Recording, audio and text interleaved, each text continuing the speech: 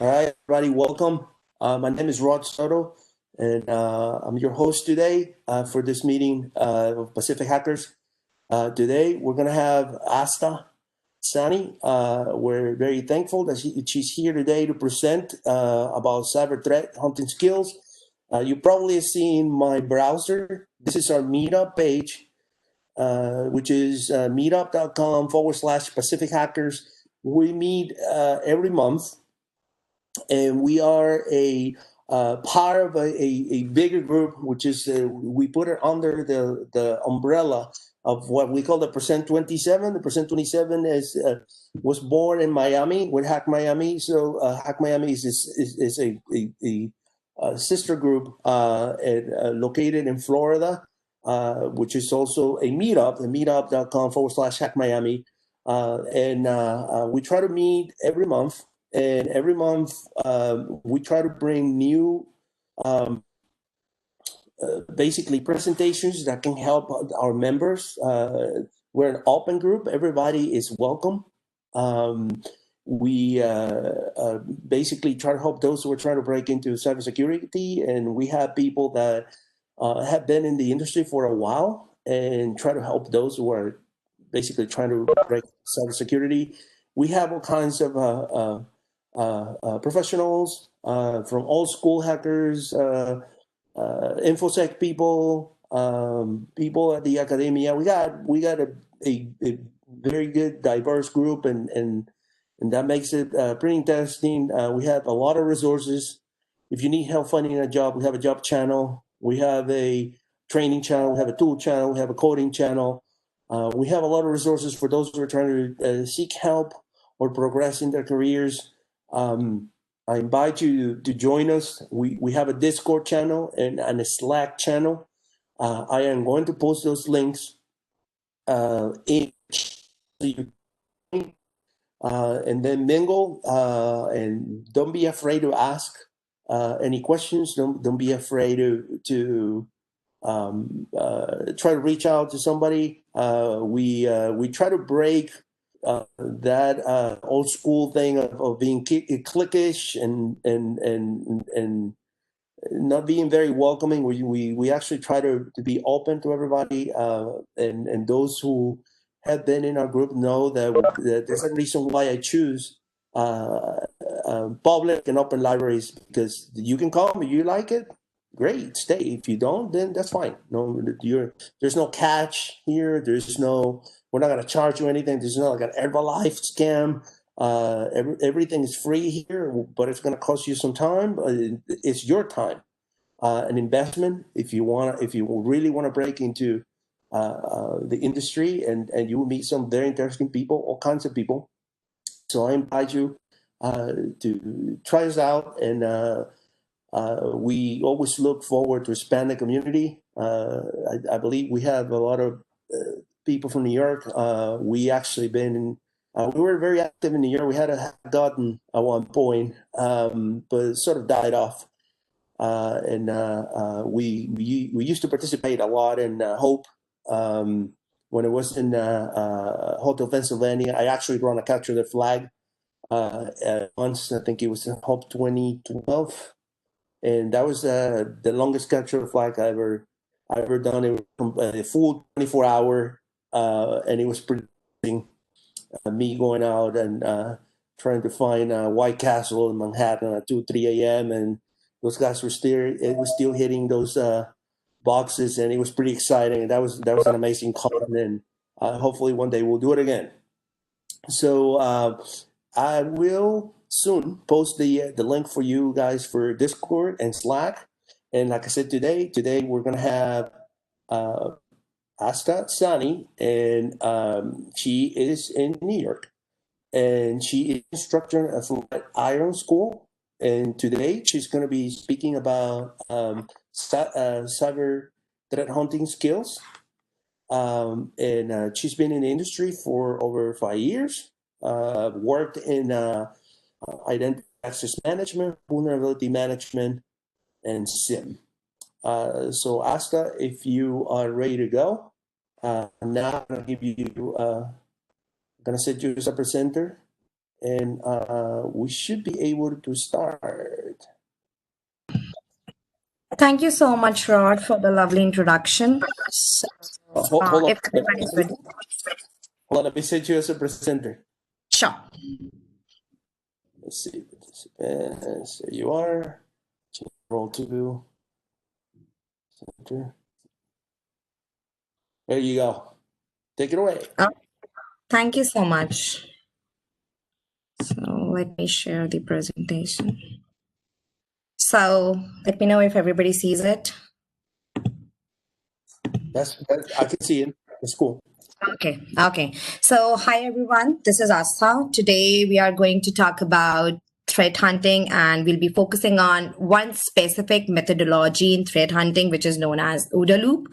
So before starting, let me give you a brief introduction about myself. I'm currently a lead instructor in Flatiron School. So I teach students SIM, which is Security, Information and Event Management, and the basics and foundations of cyber threat hunting. I'm an active member of OWASP NYC. I'm part of a community known as InfoSec Girls, which is globally headed by Vandana Verma. So for the New York chapter, I am the lead here with Zoe Pretterman. And I have started a small initiative, educational initiative known as Cyber Preserve, where what I do is I provide a learning platform to individuals who want to transition their career into cyber. And sometimes things happen like this, like we are already into cyber. We are touching some part of cyber, but we are not aware about it. So basically, I provide a small foundational course about from the learning of my master's program in information security management. So I've created a foundational course, and some professionals based on invitation, whenever I start the mentorship program in certain intervals, they join me through this mentorship program, and through that they learn some of the foundations about the cybersecurity area, and we connect the dots. So basically the educational program and initiative is mostly about connecting the dots among individuals about cybersecurity, so that they are not only learning skills about cyber, but they are also learning that somehow, somewhere in their career at some point they have touched cyber. So this is it about my introduction. So let me move forward about today's concept. So today, first of all, before discussing about OODA loop, we are going to discuss about what is threat hunting, okay? Then what are some of the requirements? We are going to discuss about a very important term in threat hunting, which is known as dwell time. And then we will eventually we'll move into the direction of OODA loop. So before moving forward, I will be discussing all these topics. And once I'm done with the session, I'm open for any questions you have. So once I complete this session, I'll be happy to take your doubts. So let's start. So basically, what's threat hunting? So in cyber, whenever we are actually identifying threats, so basically what we are doing is we are trying to protect data. Okay, and cyber comes from a superset of information security.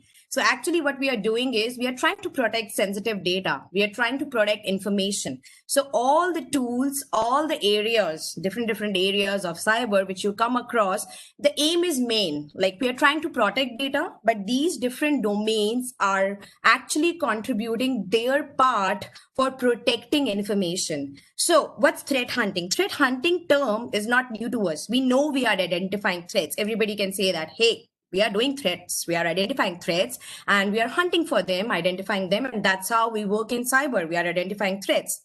Okay, that's cool. Everybody knows. Now, what's the whole concept about threat hunting? Why it is so separate and talked about? So basically in threat hunting, what we are doing is we are proactively looking for anomalies in our environment. What does that mean? So in the last few years, when cyber has grown into a specific named domain, in past 20 years, when cyber had not emerged as a separate domain, it was already part of information technology, which is IT. Now, how it grown from how it grown into a separate domain? The reason is that earlier we were able to detect threats, like we learned as cyber attackers and hackers, as they moved on in actually I would say successfully accomplishing their goals of either stealing information, doing any kind of compromise. as they moved across, like as professionals, as we found them, as we saw, we named them as threats, okay? Small threats, big threats, whatever the name we gave it to them. The point here is that when we are identifying threats, these threat actors are becoming equally strong. They are becoming equally advanced. In the past 10 years, we have identified those kinds of advanced threats where attackers were sitting in your network for a longer period of time. And that longer period of time, trust me, it's not just few days or months. They were like close to an year. And this was the startling point from where we try to identify that even though we are implementing skills, like we are implementing different tools like vulnerability assessment, we were into identity access management, we were into application security, network security, cloud security. Okay, every domain has its own place. Now, why threat hunting has become so important in the past 5, 6, or 8 years? Because in threat hunting, we are not actively, we are proactively looking for threats in our environment. We are trying to think from an attacker's point of view or a hacker's point of view. Okay, and what we are doing here is, now when we know they have grown advanced in their techniques, we have to become one step ahead of them. Until or unless we are not one step ahead of them, we will be always finding them, like you will be always detecting them when they have already compromised. Like in the last few years, we have heard about threats like Heartbleed. WannaCry ransomware is nothing new. Everybody has heard about WannaCry ransomware. So what actually happened?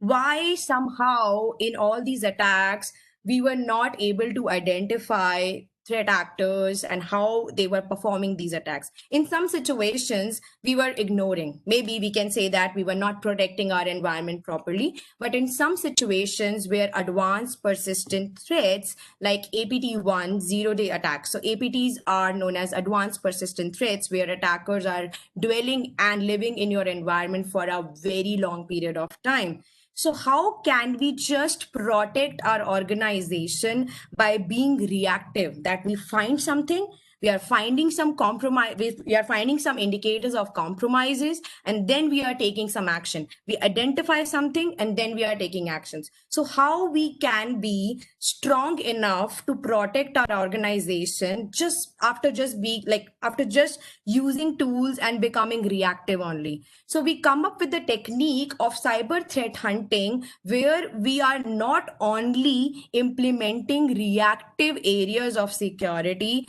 we are using some proactive methodologies and tools in order to become more efficient. Or I would say, for example, if we consider stages of attack, so if is it not easy, is it not good if we detect some attack or threat at a very early stage, then at a stage when we have already found that some part of our internal network has already been compromised? So all in all, the main aim of threat hunting is to, first of all, expedite our detection process of threats, at the same time reducing our investigation and forensics cost. So what we are doing is we are trying to identify threats at a very initial stage or as soon as possible, so that we are not only detecting them before time, but also we are taking necessary steps immediately so that we have minimal business disruption. Now, when coming to dwell time, this dwell time is actually calculated as the number of days an attacker is present in a network before they are detected. So according to FireEye Mandiant, so FireEye is a cybersecurity solutions provider organization. They provide solutions for like proactively detecting threats and mitigating them. So every year they come up with a Mandiant report which talks about this dwell time. So in 2011, the dwell time for an attacker inside a network was 416 days. And now, after implementing some of the proactive cyber threat hunting skills, we have reduced that dwell time to 56 days. So see, it's not about like eliminating everything which can be possible. It's about like at a situation, how first we can improve ourselves. So cyber threat hunting is about continuously improving ourselves. It's like a loop where we're continuously trying to improve ourselves from the current position to reach to a situation where we are smarter than the attackers. So this is like a basics and like background about why threat hunting, what's the basic definition, why it came up. Now let's move on to the methodology of OODA loop. So first of all, OODA loop is one of the proactive proactive practical methodologies which can be or which should be, and a lot of organizations are implementing them in their day-to-day routine. So basically how it came up, what's actually this term OODA loop?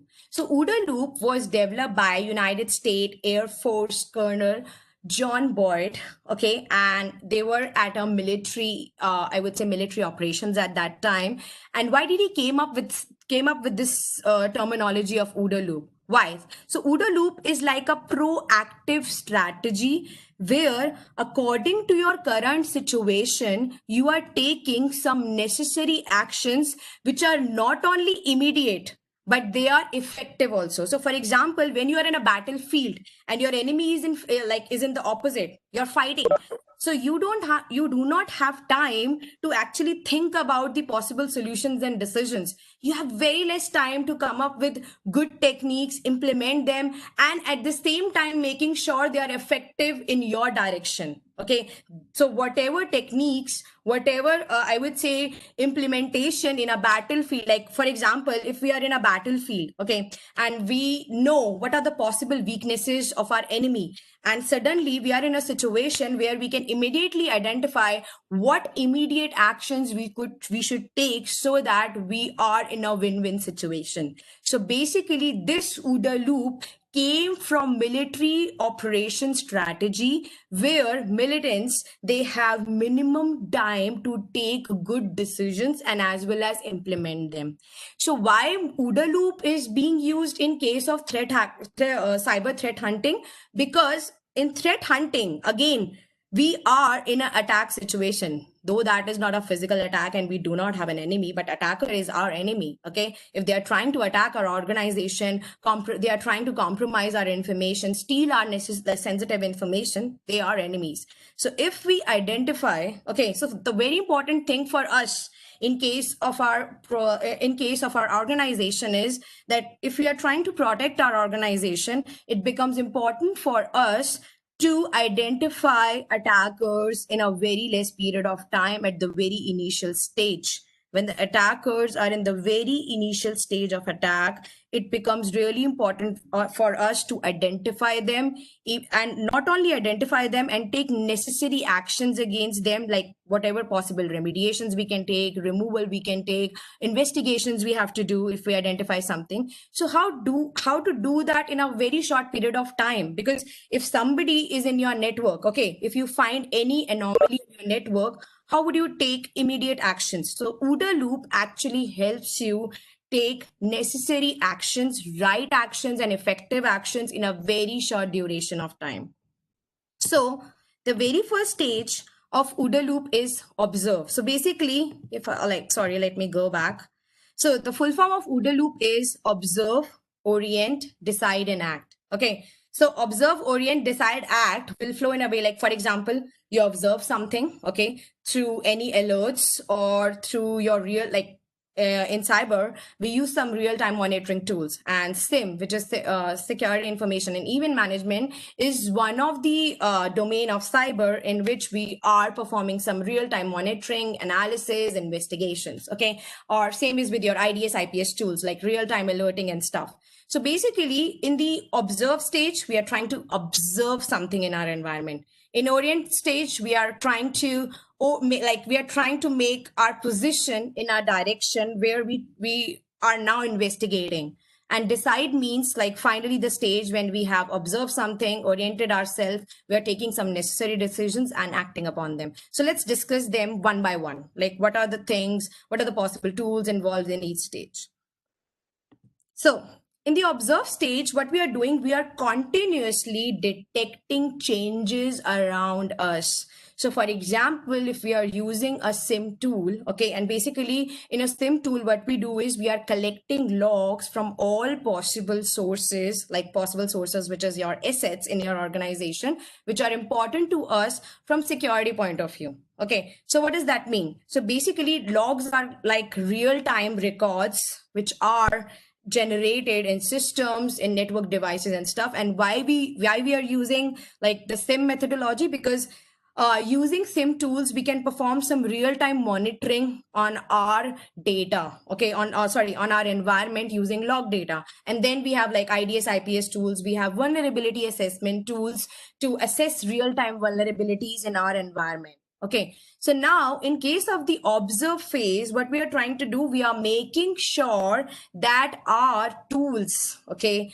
are configured properly. Okay, alerts are set up in our tools. We are doing proper, like for monitoring, we have everything in place. So for example, in case of SIM tool, we have collected all the required logs. Okay, and at the same time, we have created necessary alerts. We have incorporated necessary functionalities in our SIM tool for real-time monitoring. Same is with your IDS, IPS, and vulnerability assessment tools, where you are making sure, see, the important thing is, in order to observe something in your environment through your cybersecurity tools, first of all, we need to configure them in a right way. In order to observe them, you should be getting right kind of log data. You should be setting up some right kind of alerts, so that in a real-time environment, you are continuously monitoring changes. What's happening in my network? What's happening in my applications? What's happening in my various network devices and systems? How certain users are performing? What's their use? For example, what kind of email a person is downloading? What action is being done on that email? Is it a phishing email? So all these activities are tracked through these tools. So we are in real world observing malicious activities or abnormalities in our network through these tools. So the very first step of OODA loop is to continuously detect changes around us. Now, next step in OODA loop is to orient. For example, in your network, you found a packet which like, okay, let's see a situation where in your network you found that a user downloaded a file, and after that, in that particular user system, through logs, you identify that a new executable file is now running. Okay, a new process is running in that particular system, eventually just after when they downloaded an email. So now you identified something, like something is fishy, like this person downloaded some email and suddenly a new process is seen in their system, which is running, which is looking as a normal process in our like Windows like in any operating system. Like we have some of the processes which are by default running in our operating systems, but they look legitimate, but somehow it's rare. A process which usually does not run every day, you found out that. Or to make it more simple, for example, you saw in your firewall logs that an IP address outside your network is constantly trying to connect with your network and your firewall is denying it. So your firewall is denying it is actually a point where you observe something. Okay. Now in the orientation phase, you are you are making yourself you're orienting yourself in that direction because you observe something. Now your focus is going there. Okay. Now at this stage, if you see a particular IP address trying to reach your network and is being denied by the firewall, then you start investigating on that particular IP address. So for that purpose, you would be doing some security research. You would be using some open source threat intelligence tool, and you will be performing analysis and investigation here. Like, what is this IP address? Is it blacklisted? Does this IP address is a bot? It's like it's a bot, or it's a command and control IP address. So what is it? So then you start to evaluate what's happening in your real-time situation. So now from your observation, you have oriented yourself. Once you have oriented yourself and after an investigation, you found out like, no, this IP address is wrong. It can be malicious and we should take some necessary actions. Now, when you are in a situation of deciding, okay, now decision is that part where if any security incident happens in your organization And you know, like in your investigation part, like in your orientation part, you have done all the investigation, you have found out the root cause, like how a particular security incident happened. And once after the investigation, now you have to take some decision. And this decision here would be, what should be our plan of remediation? Okay, so if some systems are affected by an attack, or they are in a situation where they can be affected by an attack, what should we do? Should we remove those systems from those networks? If we need to keep some information, and definitely in most of the situation, it's recommended do not switch off or plug off those systems.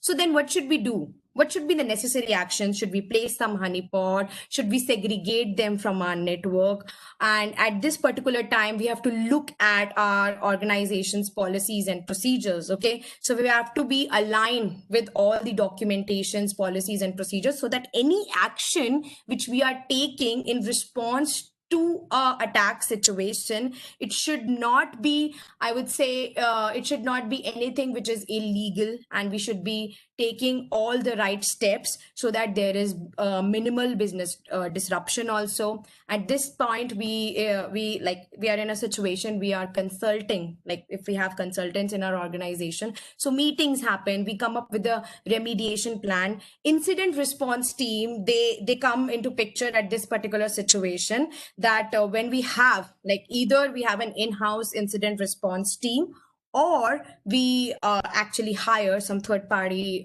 companies for performing incident response. So, like, do we have an incident response team in picture? Do we have an incident response checklist? Do we have everything ready in order to take action against this particular security incident? So all this is done at the stage of the decision, which is decide. Now, our last stage of act. What does act mean? So now, after all the analysis which we have done in the orientation stage, and when we come up to the decision, so decisions involves a lot of actions. Like, according to company, every organization is different, and every organization might be affected by a security attack in a different way. And all different organizations have different standards and procedures which they follow. So based on that, when they come up with a remediation plan, now incident response team, okay, so they are acting on it. Okay, so what do we do at this stage? First of all, whatever systems were impacted by certain attack, we bring them back to a normal functioning. What does that mean? For example, if any malicious software was installed in certain systems, so we'll clean them. Okay, if we found out that during our investigation in our ODN phase, if some of our systems needed any kind of upgradation, we will be doing an upgradation here as well. So acting is when we are completely removing attacks, like threat, any, like it's like whatever, in whatever way. Okay, our systems have been impacted through any malicious files. Okay, if certain ports were open, then we need to close certain ports through which attack was happening. So basically, in your orientation phase, what you're doing is you're trying to identify, investigate, and find out that, first of all, what is the attack, from where it is coming, from where it is started. In decision phase, you decide on what necessary actions we can take, and in the act stage, whatever decisions you have taken, you actually implement on them. So basically, if you found out in your investigation that certain ports were open, due to them some remote code execution was being done, or somebody installed a phishing mail, so some malicious file was being installed. So whatever was impacting, we will undo everything. Okay, so we will be cleaning our system, closing some ports permanently. Then after that, we'll be making sure that these systems are working back normal. So we'll perform a validation also. So in validation, we'll be performing vulnerability assessment again. For example, if we took some necessary steps in order to remediate an attack, so in the action stage, we perform vulnerability scanning again here. So to check that whatever we have done to make our system secure, affected system secure, do they still have some vulnerabilities? Are we missing something? Is there any gap? So we identify them, and the action stage perform all the validations, cleaning. this is the stage where we do some kind of lessons learned. Like, for example, once we have come out of an incident, then we have several meetings with the team where we identify what was the gap. Do we have sufficient security controls? Do we need to create some additional alerts in our some real time tools? Okay, what kind of alerts should be there? What was the gap? Do we need more professionals in our team? So these are the lessons learned.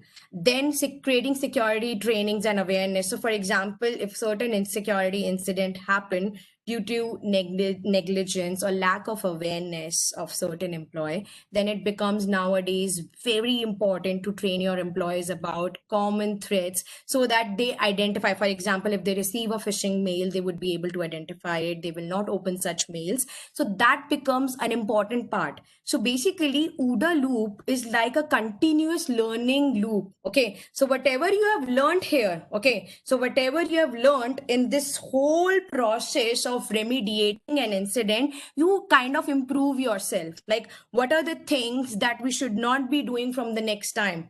Do we need to increase our budget? Do we need to get some more tools? Like, what are the ways in order to protect our internal network more? Should we be implementing some kind of active defenses, like installing honeypots, using some defenses where we are installing honey active directories? So what are the techniques we can use for the next time to identify these kinds of threats which we have just gone through in a very initial stage, and we are not again the same victim of it? So this is the act stage. So basically, as I mentioned, OODA loops helps us in kind of building a continuous intelligence like a continuous intelligence to our security program. So here, see, when we say threat hunting, we are basically focusing on 3 areas. Okay, so first of all, if we are proactively trying to identify threats in our environment, okay, so first of all, 3 things are very important. Situational awareness, how much you know your organ, like how much you know the environment of your organization. And it's not about know, it's about knowing, because every day changes are occurring in our environment. So we should be it's like we should be updated with the situational changes. Okay, then threat hunting again is based on knowledge. Okay, so if I say we are trying to proactively detect threats, somehow we are taking some advanced knowledge. Professionals who are in the domain of cyber threat hunting, they are continuously in the process of learning about more advanced threats. They are trying to think from the point of view, what can be the possible techniques and procedures which can be used by threat actors in the coming future. This is one thing. Second thing is, like currently we have non-profit organizations like MITRE-ATT.org, which is the non-profit organization, which focus on identifying techniques and procedures of some advanced level threats, which are known as APTs. Now, how we can leverage these kinds of areas, like these organizations and information provided by them. Definitely, if a certain organization which is similar to your organization, or certain threats which are common to all types of organizations, so basically what we are trying to do is we are trying to identify tactics, techniques, and procedures about the latest advanced threats. Based on those techniques and procedures followed by the attackers, we are trying to identify those patterns in our environment, in our logs. So basically, what we are not able to do from our real-time tools, using our knowledge, using our situational awareness, and plus using automation and analytics. It's very much important, but like it's very much important from the point of view of detection. So machine learning algorithms, then including automation tools, like we have security orchestration, automation, and response tools. So for example, how these tools are helping, they are trying to reduce a lot of manual effort. So if something has been alerted in these SIM tools, so in like logs and alerts, they are sent out to these SOAR tools. These SOAR tools are taking some necessary actions on investigating them. So basically, a lot of your manual effort is being I would say saved by using some automation and machine learning algorithms, where we train, like for example, if you are using some machine learning algorithms, I would say there are platforms like in Splunk, we have Splunk QBA. So once you start using these tools in integration with your SIM tools, so what you're trying to do, and what OODA Loop is trying to tell you, that in order to be proactive, okay, in your approach of identifying threats, so what things you can include in your observe, orient, decide, and act stage. For example, in the observe stage, how you can include tools for real-time monitoring. In orientation stage, how you can include open source threat intelligence platforms, how you can integrate them with your existing tools to help you identify threat patterns more easily. Then in your decision stage, what can be the possible best decisions we can take based on the nature of the organizations and the environment of the organization. Plus, again, in your orientation stage, using some automation tools which can provide. I'm not saying that automation tools will give you all the kind of analysis. Like, for example, if we are investigating, if we are analyzing a threat using automated tools, and they would be providing us 100% result. No, that's not possible. For small threats, they can do that. But for complex threats, they will actually perform a job for you. Like, for example, if you're doing 100% of work in like kind of in investigating threats and analyzing them, 50% work would be done by these SOAR tools. For example, if an alert has been generated for a firewall denial, okay, so if a firewall is denying a packet for more than 5 times, an alert is generated that is being sent to a SOAR tool. So that SOAR tool will first of all identify what's the IP address on its own. A lot of your manual effort can be, I would say, reduced by using SOAR tools, where we can write some workflows, automated workflows, and we can implement orchestration, where a lot of manual efforts which you have to do in person, like finding out what's an IP address is doing, and some generic info, like some generic information analysis which we perform on logs as part of manual analysis, can be done by automation. And at the same time, these automation tools can help you raise some automatic tickets, like ServiceNow tickets, if you want to raise some tickets, and those tickets would be assigned to the incident response team for further action. So a lot of your work can be reduced by using machine learning algorithms and automated tools. And OODA Loop is actually telling you to do that. Like in first stage, how to be more fast in detecting threats, like in observing them, what changes we can make in our environment. So after acting upon a security incident, where I mentioned, where we discuss about the lesson learned and where we talk about the gaps. So maybe the gaps can be that the organization didn't implement automation yet. So now they would be thinking to implement some kind of security orchestration and response tools, then after that including some machine learning algorithms in detection of some advanced threats using deep learning. So all that can be done with the help of the practical methodology of OODA Loop. So we are done with the session. So if you have any questions, so definitely you can ask now. You can reach out to me on my Gmail ID. You can connect with me on LinkedIn and Twitter and Instagram as well. Thank you so much. Thank you very much. Do you guys have any questions?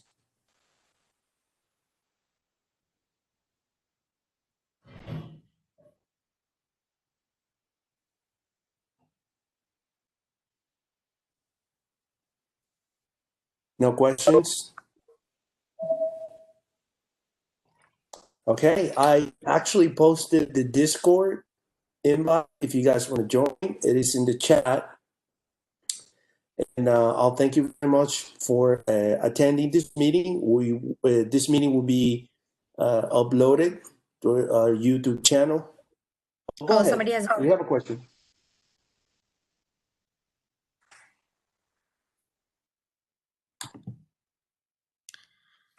Okay, what are some steps? What are some tool steps I can take if I notice a domain errors? Same odd.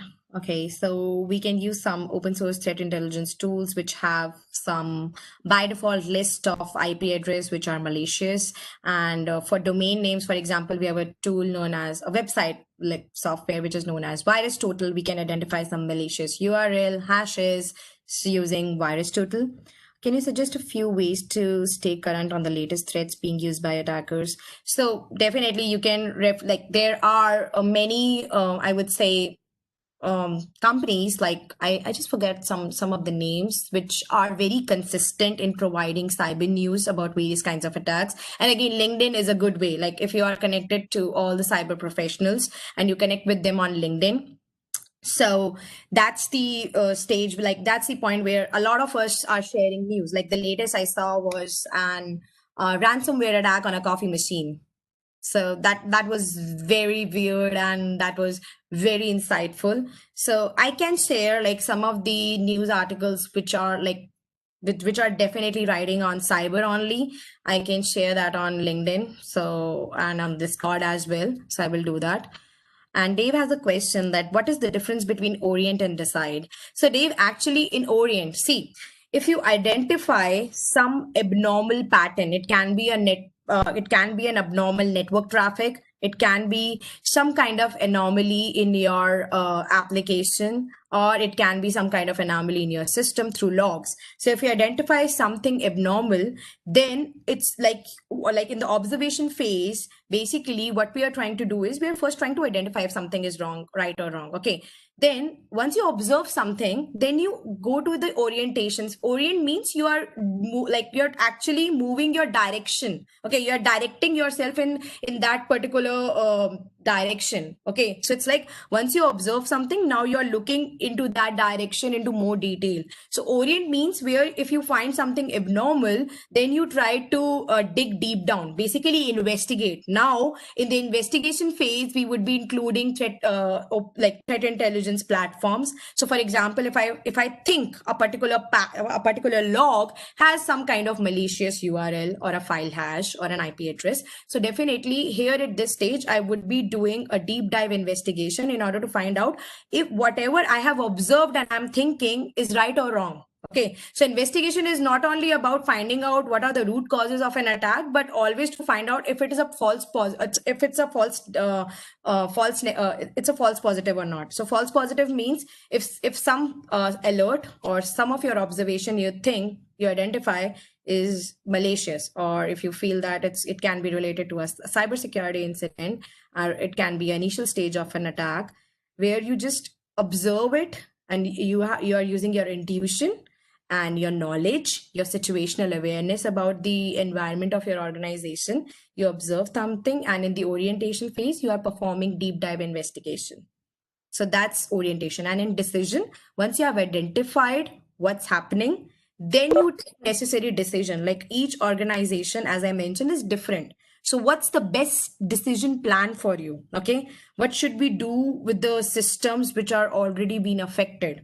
Should we remove them? Should we clean them? What are the possible situation of according, like what's our current situation? Okay, if we are in a situation of attack, so what are the possible actions we can take? What's the road to be taken, which is not only best for remediation, but for the company's reputation and business as well? So that's the decision part.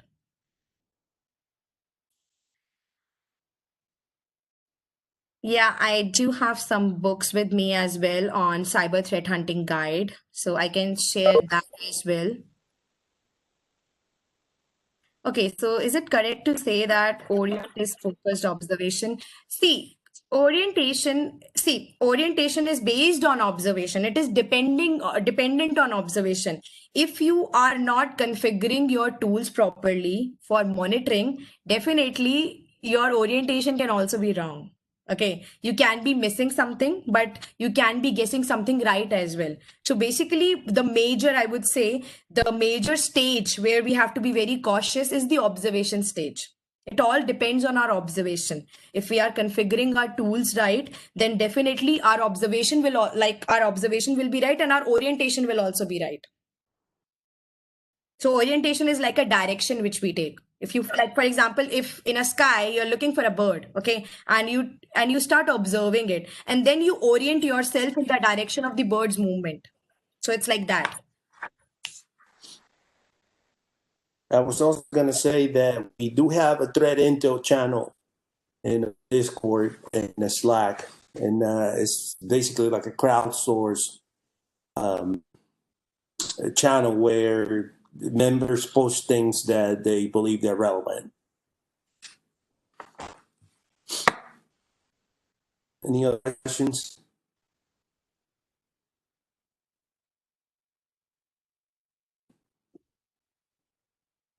Same to you, Kevin. Yeah, Kim. If there are any other questions, well, thank you very much. This meeting was recorded. It will be posted in our channel. Remember to subscribe to our meetup so you know what's coming up next. I place the invite if you want to keep in touch for events, tools, jobs, conferences, you name it. We got all kinds of stuff going on. So again, thank you, Asta, for this time, and we'll see you guys soon. Thank you so much. Thank you all.